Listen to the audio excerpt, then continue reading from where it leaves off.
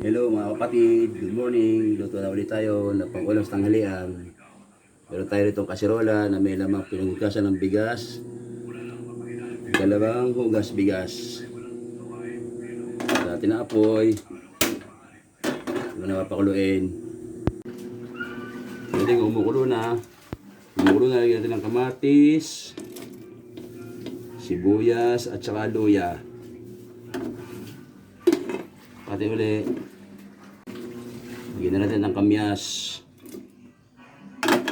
At kumulo. Kunting iodize.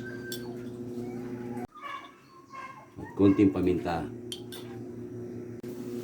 Lagyan na po natin ng isdang lamas. Ang tawag dito sa Quezon ay lamas na isda. Kumukulo na po sa sabaw. Comment na lang po kayo sa inyong lugar kung anong tawag sa isdang ito.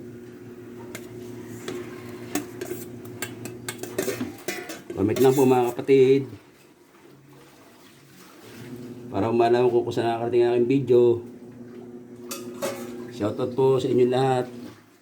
Mga followers, mga viewers. Like, nag-share, at saka nag-subscribe. Lagyan po natin ng gulay para may gulay ating isda, okra.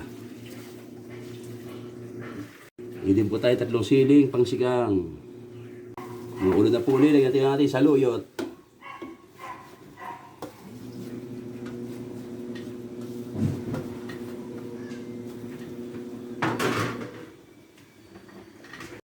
Ito na po ang ating kinamatisang kinamisang lamas. Maraming po salamat sa patuloy yung pagsuporta at pagtangkilik sa aking mga video.